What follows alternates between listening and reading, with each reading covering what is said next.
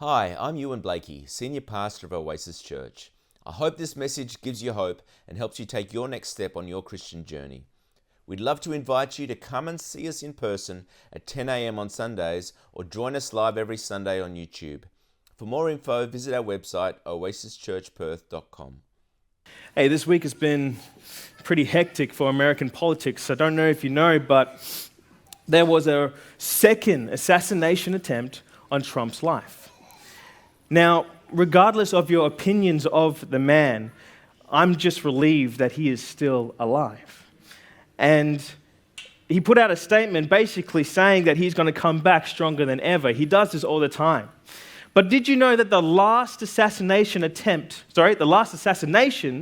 JFK 61 years ago in 1963? 61 years ago. And the last assassination attempt was on Ronald Reagan 43 years ago in 1981.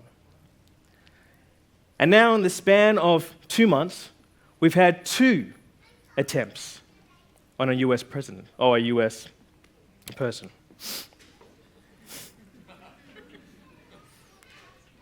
I mean, the amount of hate this guy faces is staggering.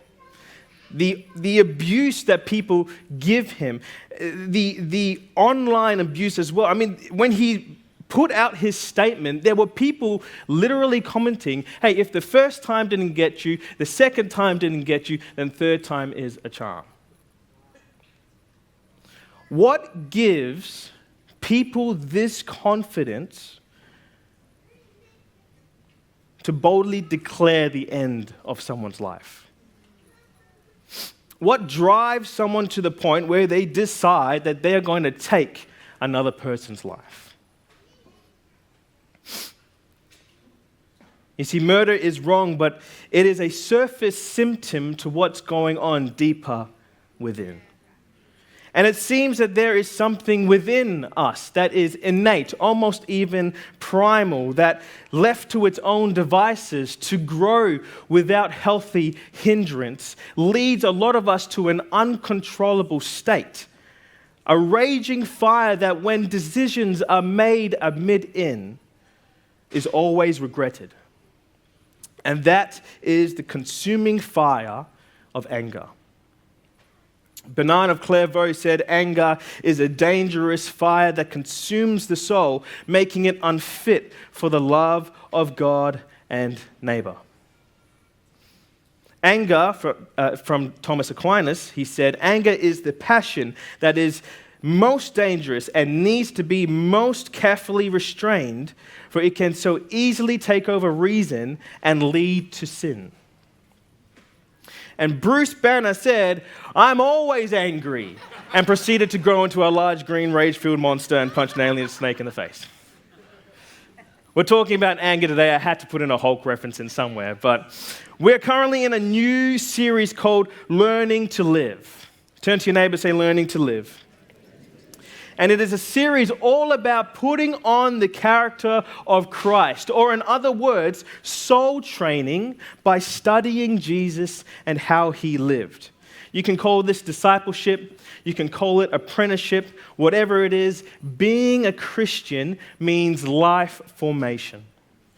And each message will focus on a heart issue that Jesus addresses in his most famous sermon, the Sermon on the Mount, found in Matthew chapter 5.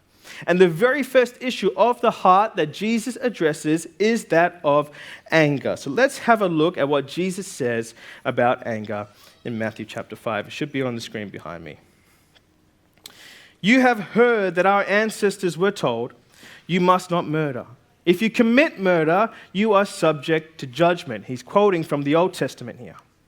But I say, meaning this is the correct way to interpret this, but I say if you are even angry with someone, you are subject to judgment.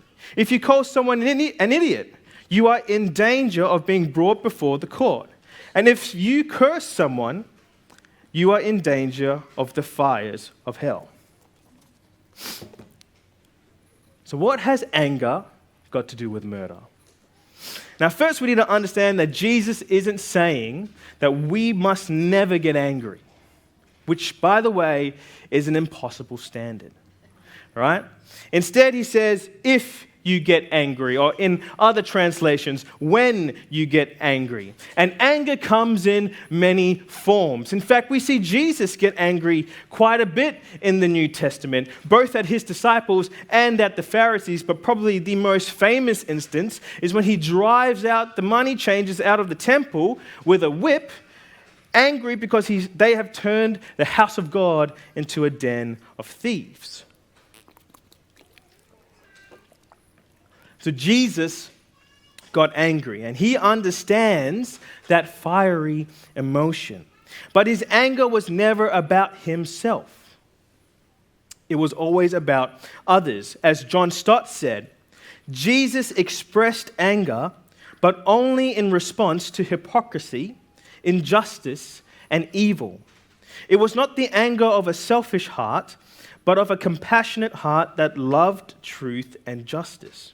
He was never angry at personal affronts or injury, but only at the wrongdoings he encountered.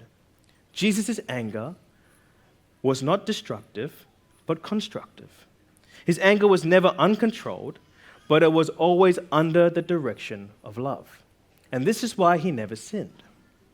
You see, this type of anger is what we call a righteous or a just anger. And it ignites when we witness injustice being done to someone else. I love the way that Augustine of Hippo said it. He said, hope has two beautiful daughters. Their names are anger and courage. Anger at the way things are, and courage to see that they do not remain as they are. So anger can be healthy, even necessary. It is a response to some circumstances we face. But more often than I'd like to admit, I'm talking from my experience with anger, is anger breeds more anger. In the Greek translation of the Bible, there are essentially two words for anger. The first is thumos, which refers to a sudden burst of anger, an immediate visceral reaction. Think of it like when the guy cuts you off in traffic and you spend the next few minutes thinking about how you're going to purposely just ram in the back of him just to teach him a lesson, right? Is anyone else, is that just me? Okay, cool. No shame, no judgment. Preaching to myself. But this type of anger dissipates as fast as it ignites. Then there's another word, ogizo, if I'm pronouncing it correctly, which describes a more meditative, a more lingering anger. And this is the type of anger you brood over, replaying the offense in your mind over and over again, allowing it to grow into bitterness, into malice, into hatred. A prime example of this is Cain and Abel. Cain, consumed by jealousy, allowed his anger to fester into hatred until it led to the murder of his brother. Now, both types of anger are destructive, but it's the second type of anger, ogizo, that Jesus is addressing in this passage. So a more accurate reading of this verse might be, whoever continues in anger, or whoever remains in anger. It speaks to an anger that takes root, that takes a hold, that anchors and is carried, and most importantly, intensified over time. And Jesus is saying anyone who leans into this behavior, into this thought life, will be judged as someone who has committed murder. But he's not done explaining. It's interesting, if you've picked it up, that as the offense lessens from murder to anger to insults, the punishment increases. Let's have a read. You have heard that our ancestors were told, you must not murder. If you commit murder, you are subject to judgment. But I say, if you are even angry with someone, you are subject to judgment. If you call someone an idiot, or in the Greek, raka. Now, raka is a scornful word that comes from pride. and expresses contempt for the intelligence or behavior of the individual. So if you call someone Raka, you are in danger of being brought before the court, or in the Greek, Sanhedrin. This is the supreme court in which the most important matters were dealt with, but it was also seen as an earthly parallel to the heavenly court. Let's continue reading. And if you curse someone, or in other translations, if you call someone a fool, in the Greek, this word is moros. It's where we get the English word moron. Now, it is a spiteful word that comes from hatred. Calling someone a fool shows contempt for their person, for their character. It goes a step above than their just behavior. Looking down onto them, not only as mean and not to be honored, but as vile and not to be loved. So if you call someone a fool, you are in dangers of the fires of hell. And in the Greek, Gehenna, which we're going to speak upon that later. Now, Jesus is using very heavy language to convey something deeper than just anger, and I think that is contempt. Contempt is anger motivated by pride. A self-righteousness with a lack of love and humility that goes against the call to love one another. In his book, The Divine Conspiracy, philosopher Dallas Willard goes as far to say, contempt is worse than anger and, in fact, a greater evil. Whereas anger seeks to harm someone, contempt makes them seem worthless, as if they are beneath us or don't even matter. We can be angry at someone without denying their worth, but contempt seeks to dehumanize and diminish them.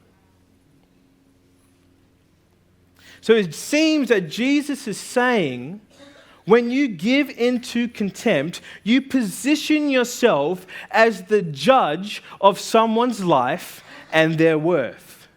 You've decided that their actions, their words, and their worth don't matter, that they are good for nothing, deeming them as worthless.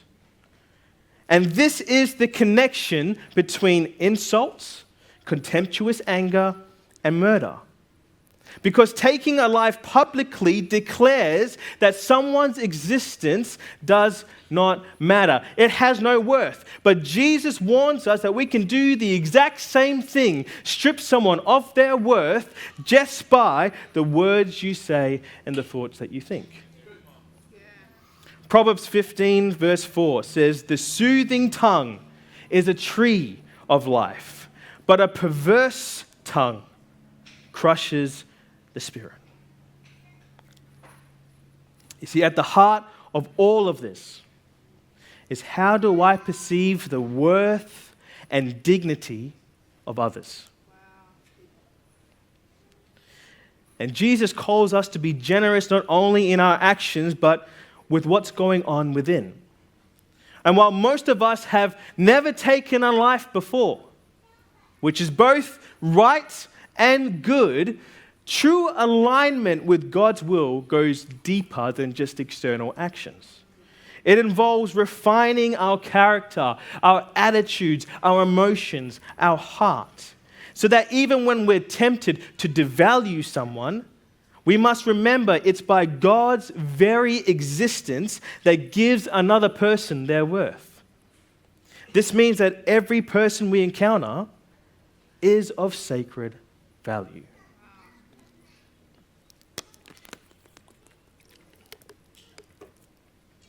Now, I'd like to briefly talk about hell,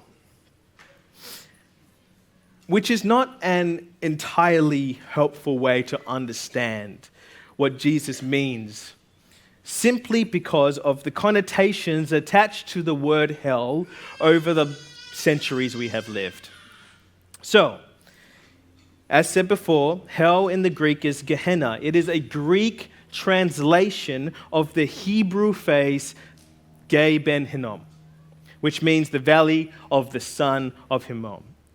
This refers to a real valley near Jerusalem, originally named after the land's owner and his descendants. And over time, the name was shortened to Gay Hinnom, which means Valley of Hinnom. You can still visit this valley today. But the real question is, what happened in this valley to make it a symbol of divine justice? And we find that out within the events of Israel's kingdom period in 2 Chronicles, which we're not going to read, but just to give you an overview. In 2 Chronicles, we're introduced to King Ahaz, and in 2 Chronicles 33 to King Manasseh. Now, both these kings worshipped pagan gods in Jerusalem. And within this valley, they both sacrificed their children to these pagan gods.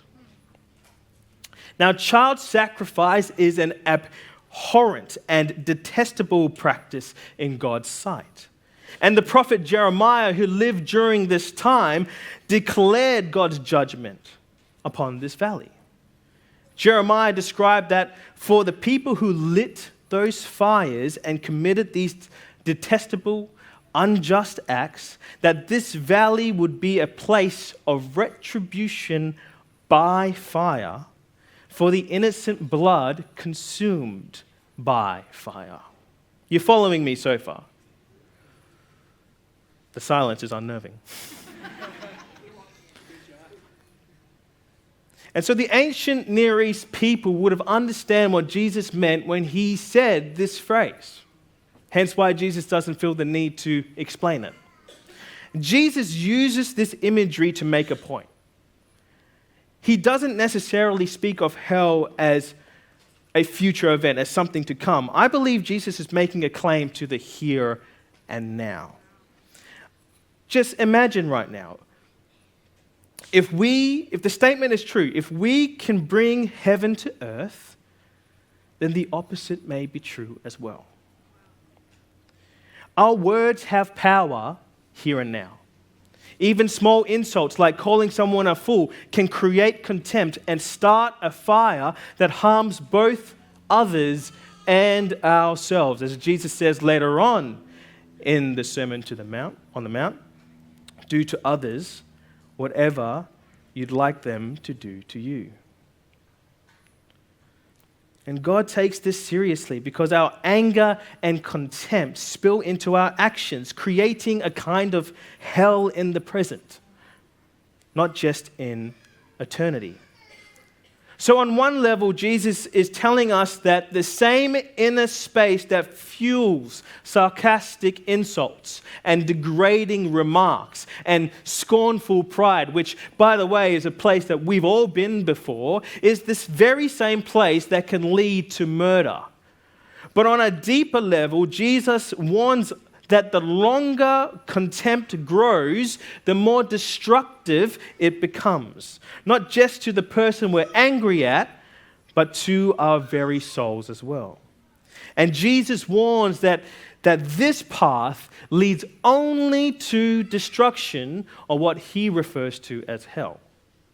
Anger breeds more anger, which is why the New Testament authors echo Jesus' writings, urging us to extinguish anger entirely. Take Paul, for example, in the letter to Ephesians. Get rid of all bitterness, rage, anger. Notice the progression of the insults. It follows as that in Matthew: bitterness, rage, anger, harsh words, and slander, as well as all types of evil behavior. Instead, be kind to each other, tender-hearted, forgiving one another, just as God, through Christ, has forgiven you. So don't give in to this type of anger. It may start small, like a sarcastic remark or a snarky insult, but it can lead to a much deeper place. We need to address it early. And Jesus, as the master of all teachers, shows us exactly how to do that with two scenarios, both that have very deep contexts and weighty words, which we won't be able to unpack fully, but let's have a quick read. Matthew chapter 5. So if you are presenting a sacrifice at the altar in the temple, and you suddenly remember that someone has something against you, leave your sacrifice there at the altar. Go and be reconciled to that person. Then come and offer your sacrifice to God. When you are on your way to court with your adversary, settle your differences quickly. Otherwise, your accuser may hand you over to the judge, who will hand you over to an officer who will be thrown into prison. And you will be thrown into prison. And if that happens, you surely won't be free again until you have paid the last penny. Now, both stories focus or center on reconciliation through forgiveness and repentance. In the first, Jesus emphasizes the condition of our heart over religious duty, challenging the idea that serving God does not justify maintaining spiteful relationships. So Jesus makes it clear first, be reconciled. The second story stresses the urgency of reconciliation.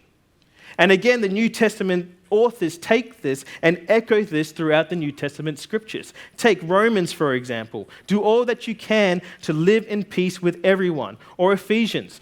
Don't sin by letting anger control you.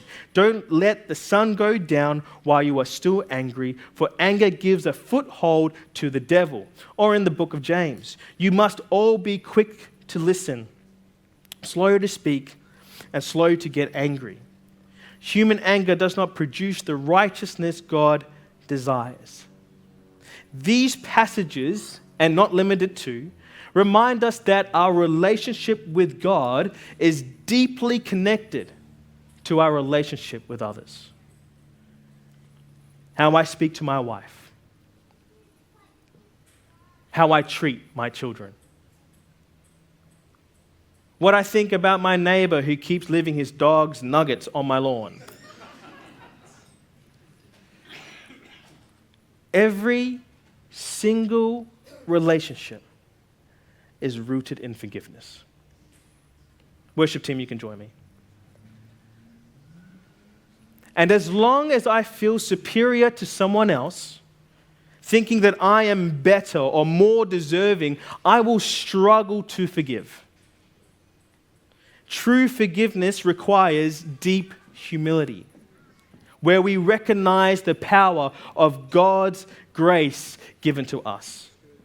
And as Christians, we must never forget that we live solely by God's forgiving grace. The only thing we truly deserve in life is God's wrath. And yet He made a way for us to be reconciled to Him through His Son, Jesus, as we said or read before in Ephesians. Instead, be kind to each other, tender-hearted, forgiving one another, just as God through Christ has forgiven you. To be a Christian means to forgive the inexcusable because God has forgiven the inexcusable you, as C.S. Lewis once said. So imitate Christ, imitate Him, so that through Him, we and those around us may experience the joy of His coming kingdom here and now. And while it can be difficult, find solace in this. His yoke is gentle and His burden is light. You see, our culture constantly pushes us towards anger. Offense and hate have become the new normal, and disagreements, whether it's political, religious, or ideological, often lead to frustration, leading to keyboard warriors and their online abuse. But what good has come of that?